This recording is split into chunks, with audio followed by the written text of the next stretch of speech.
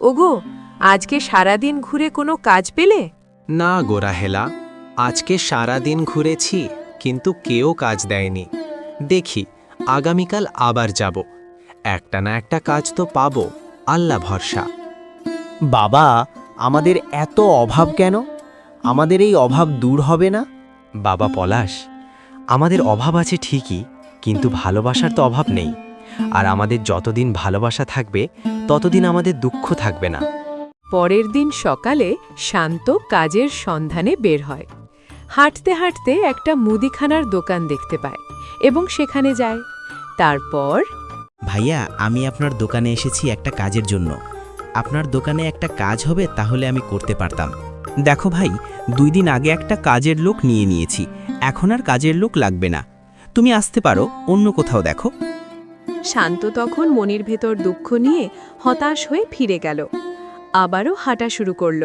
হাঁটতে হাঁটতে সে ভাবতাছে, শুধু সে যদি কাজ না পায়, বউ বাচ্চাকে কি খাওয়াবে? এটা ভাবতে ভাবতে নিজের এলাকা ছেড়ে অন্য এলাকায় গেল। সেখানে দেখতে পায় একজন লোক বসে থেকে হাঁস বিক্রি করছে। ভাইজান, আপনাকে দেখে খুব চিন্তিত মনে হচ্ছে, মন খারাপ লাগছে। কি হয়েছে ভাই, আমাকে বলা যাবে? দুঃখের কথা আর কি বলবো ভাই, আমার অবস্থা খুব খারাপ। বউ বাচ্চাকে দুবেলা ডাল ভাত পর্যন্ত খাওয়াতে পারি না। বিভিন্ন জায়গায় যাচ্ছি কাজের সন্ধানে, কিন্তু কেউ আমাকে কাজ দিচ্ছে না। কি করব কিছুই বুঝতে পারছি না, তাই মনের দুঃখে এখানে এসে বসে আছি। চিন্তা করবেন না ভাই, সব সময় আল্লাহর উপর ভরসা রাখবেন, সব ঠিক হয়ে যাবে। এই নিন, এই হাঁসটা আপনাকে দিলাম। আমাদের বাসায় অনেক হাঁস আছে, তাই এটাকে বিক্রি করতে এসেছিলাম। লস হলেও বিক্রি করে দিতাম, কিন্তু আপনার মনে দুঃখ দেখে এই হাঁসটা আপনাকে দিলাম। আপনি বাড়ি নিয়ে যান, আশা করি এই হাঁস আপনার অনেক উপকার করবে।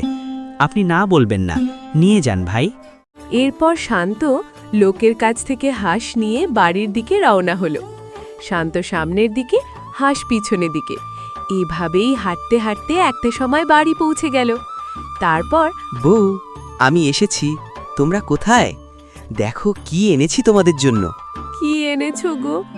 ও মা, এ তো দেখছি একটা হাঁস। হাঁস দিয়ে আমরা কি করব? বাজার সদাই কই?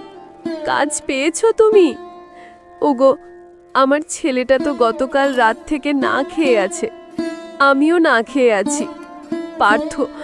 পারছি না, আর তুমি একটা হাঁস নিয়ে এসেছো।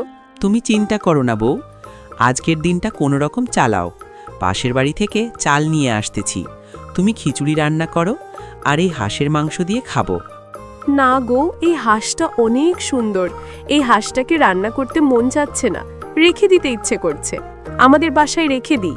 এই হাঁস ডিম দেবে, সেই ডিম বিক্রি করে আমাদের সংসার চলবে। আজকে খিচুড়ি দিয়ে ডিম রান্না করছি, কেমন? তুমি চাল নিয়ে আসো, বাড়িতে একটা ডিম আছে। ওগো দেখো, আমাদের হাঁস সোনার ডিম দিয়েছে। মহান রব্বুল আলামিন, মহান আল্লাহ আজ বহু বছর পর মুখ তুলে চেয়েছেন। হ্যাঁ বউ, তুমি ঠিকই বলেছ। আল্লাহর কাছে হাজার হাজার শুকরিয়া। আজকের পর থেকে আমাদের আর কোনো দুঃখ থাকবে না, কোনো কষ্ট থাকবে না। সব অভাব দূর হয়ে গেল। সত্যি, আল্লাহ সব সময় আমাদের মতো গরিব অসহায় মানুষের পাশে সব সময় থাকেন। আজ এই সোনার ডিম বিক্রি করে অনেক টাকা ইনকাম করব, আমাদের আর অভাব থাকবে না।